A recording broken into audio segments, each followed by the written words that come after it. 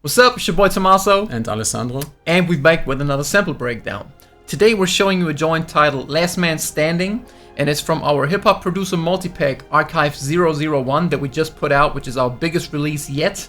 And this particular joint stems from our Scintilla 12 pack, which is one of the joints that's in the multi-pack. We titled this Lat Man Standing because it just feels epic and heroic. And with that being said, let's get straight to it and show you how we put it together.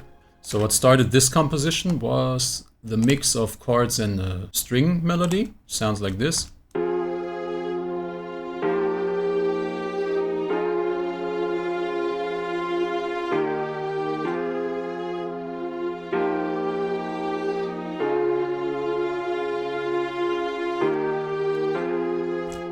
And with the keys, we have the phono loop cassette keys number 2, and the preset is called Broken 2. So this is a Kontakt library, which is full of cool sounds. You should definitely check it out if you don't have it already. You can use this to browse through presets, or you could also, if you're a bit more sophisticated than I am, go in here and change all these settings to your liking and come up with brand new sounds. And you can also import your own sounds and put them in there and use all the editing effects to make it sound retro and tape-ish, which is kind of cool. So the chords are F minor, then we have E flat major over F, and then we have D flat major over F. And then it goes back over the E flat back to the F. Then this loops, but here instead of going to the D flat again over F, it goes to the D flat, but this time the bass is following. So up here it basically does this pendulum movement. And down here it stays on the F. And the second time it follows the chords. By the way, this private upright patch that we're using right here is the Kontakt instrument that you're getting with the multi-pack. And this is basically his upright piano sampled with different velocities and basically his sound that you hear all over our samples, the piano sound, in a VST plugin. And for demonstration purposes, there is a real piano in this composition, and I remade the piano with the Kontakt patch, and we can later compare the two sounds, just so you can see how close to the original piano the Kontakt library is. We'll get to that later. So now when we have the chords out of the way, let's talk about the melody real quick. The main string patch is an augmented strings patch. It's called From East to West. And augmented strings is an Arturia VST. What I believe they wanted to achieve with this is basically create a string library that can go ham, you know? So you have a string library, but you also have different synthesizer sounds, and you can kind of blend them together and create all sorts of weird sounding patches. But they also have a wide selection of strings that actually sound realistic and pretty good at that. This is where this comes from. And the melody is very simple.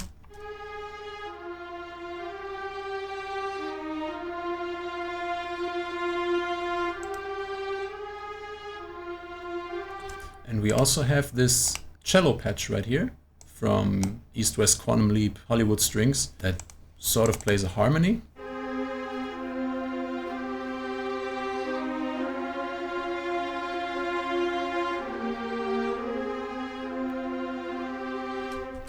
And lastly, for the intro, we have this bass, which comes from the Mini 3. This composition is actually a bit older, which is why I'm still using the Mini 3, even though they have a Mini 4 out by now. This follows the bass that we talked about earlier, so it stays on the root note, and then on the second half of the part where the chords loop, it follows the chord tones.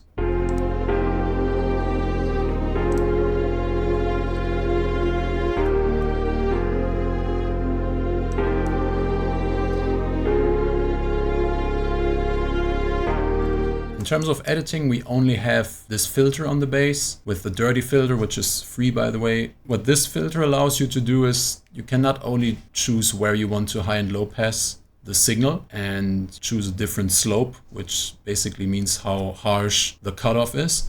You can sort of use this like a resonance fader because it adds the distortion to where the filter is placed. So it doesn't add the distortion all over the instrument, it just adds this sort of distortion at 363 Hertz now. So it just accentuates the knee of the filter. And I used it in this case to give the bass a bit more like audibility. And right here we have string layers.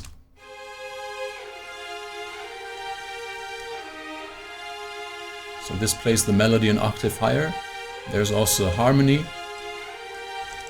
And for these sounds, we have also used East-West Quantum Leap, Hollywood Strings Gold. But here we have used violin patches. And all of these patches, they are pretty much dry, as you can see here. They are being routed into this group where we have some editing going on. What I actually did here is you can see there's this very hard high accentuation going on.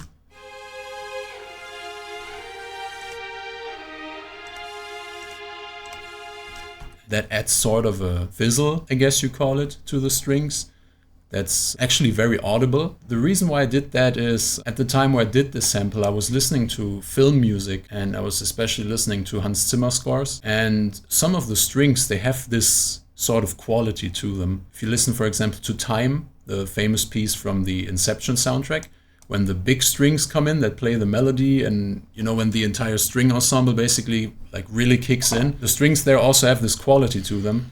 And what this does is it makes the instrument appear as if it's closer to you, because these very high and also very low frequencies, we tend to only hear them when they are very close to us, which is also why, just as a little side note, you add this what's called smiley EQ to your mastering chain if you want to achieve more loudness, but that's a different topic for now. And in order to roll off some of the very, very high end of the highs, I use this filter right here. But basically everything below 13,000 hertz is now very accentuated. It's funny, he made this composition, and I finished this quite a while ago, and we just sat on it for a minute. But I was under the impression that these are real strings. So when he sent the session over today and I looked into it, the very thing that he just showed, that the way he edited those, I thought they were real strings. And this doesn't mean that you should now go and add this brutal sort of EQ to all of your strings. But like I said, he adds this quality to it, definitely enough to fool me this time. And we have a layer of the original string patch that plays here. So this is the same sound, but also an octave higher. And then we have this keyscape layering the keys. So this is a Rhodes sound. Also plays an octave higher than the bass key sound. And together it sounds like this. So it's a bit more dramatic than the first half we heard so far.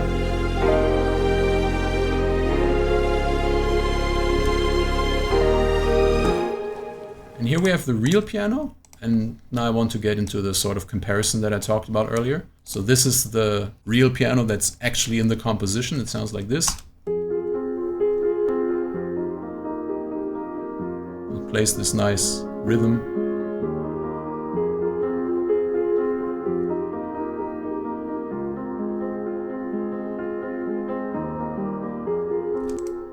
And there's a lot of reverb there. This is actually a plugin. It's the UAD Hitsville reverb chambers, big and twangy guitar. And you can, as always, as we showed you in earlier sample breakdowns, you can use this mix fader to adjust how much of it you want on your sound. So usually I pick the presets and then I adjust the mix until I like what I'm hearing. But anyway, let's just get into the replay that I did. Actually did this morning to test how good this library is. This is what the VST contact patch sounds.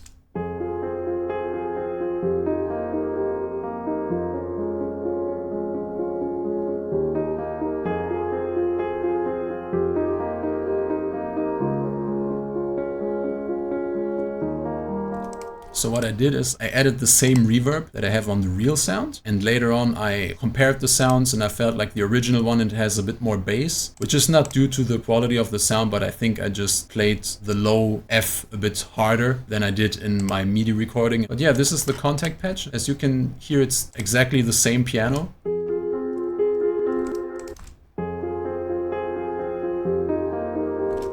And I think if I wouldn't have this, I could have used this and it would have done the same job in this composition. Which usually, if you compare VSTs and real instruments, is not the case. Yeah, at least in my opinion. Personally, I think that a lot of VST plugins of real instruments, they tend to be, in my opinion, a bit overproduced. So you have a lot of stuff going on the sound. And what I like to do is when I build contact libraries, for example, I like to not add a lot of sound and just have the dry sound. And then I add reverbs and compression. And when I feel like the sound needs it in the specific context of the composition that I'm in. But with that out of the way, the next sound we have is another augmented strings patch. It's baked pop strings, and this basically follows the piano rhythm that we introduced here.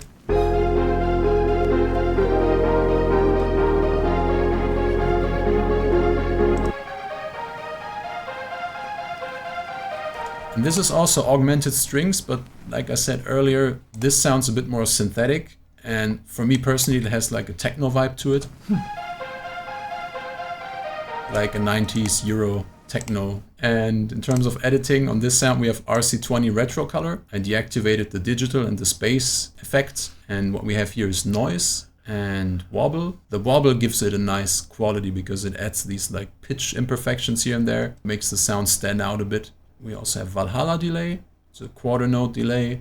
The mix is set to 30, which is pretty audible at that point, as you can hear. If you've watched the previous sample breakdowns, this is like a technique that we use a lot when arranging our samples. You introduce all the themes and the motifs and everything, and once all of that is out of the way, you introduce more rhythmic elements to like get the neck to start working. Get some movement, yeah. And you know, if you just listen to this and you go like this and there's no drums in there, you know, you got something. Because there's a lot of things that you can do now when you already got your head moving without even adding drums. And the next thing that we have here is 2 more augmented string patches. So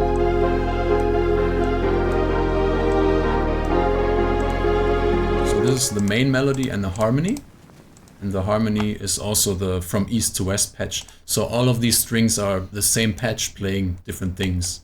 In terms of editing, like I said earlier, this is just the dry sound. There's nothing on it. For the final part of the composition, we have everything playing again, except the rhythmic elements. And the piano, instead of playing this arpeggiated chords accompaniment, we have just chords.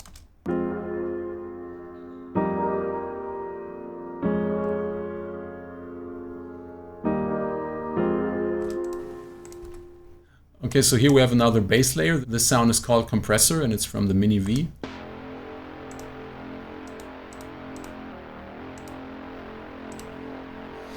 And there's some filtering going on to basically get rid of all the frequencies I didn't want. And another new element that we have here is this choir. And the reason why I went for a choir, I felt like this composition had sort of a pre-battle vibe to it.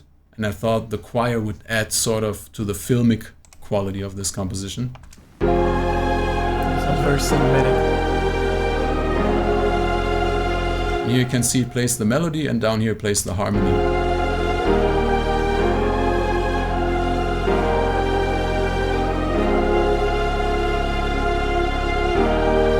And they are 6 apart, 6 interval apart. It's a very basic technique when you have a melody with not a lot of movement. You can just try and add the 6 lower or higher. So it's this.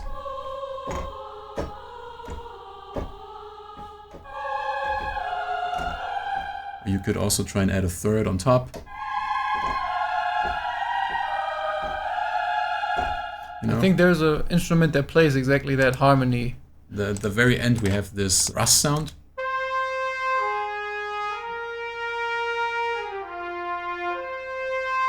Almost. Which plays a little melody. And these are all the sounds. Let's just listen to the big final chorus real quick.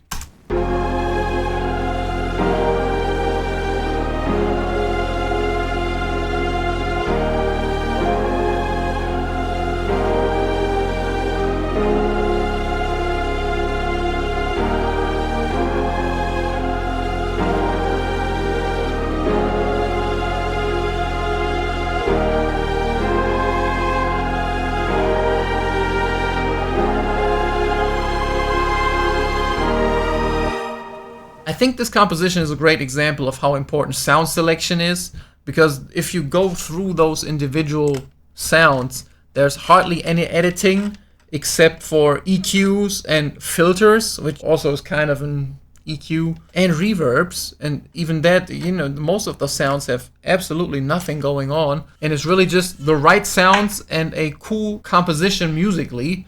And that gives you all the vibe that you need, really. There's only a real piano in there. Everything else is plugins. And by default, it will make your mixing problems basically disappear because you're choosing the right sounds from the start. So you won't have to do a lot of editing and fixing and rescuing. So that's it for today. I hope you guys enjoyed this sample breakdown and learned something new that you can use in your production. Again, if you're into those types of sounds, make sure you check out the multi-pack. Archive 001 is now available. Again, it's our biggest release yet. It has 4 full sample packs with stems, 1 piano loop pack, 1 contact instrument, and a drum kit. There's a free video course on how to mix and master beats. So it's really worth checking out. Right now it's only 97 bucks. After the summer, the price is definitely going up. So it's definitely worth checking out. Make sure you hit dopeboykids.com. And as always, make sure you keep the likes and comments and all the good stuff coming, as we will continue to keep those sample breakdowns coming. Thanks for watching. Peace. Peace.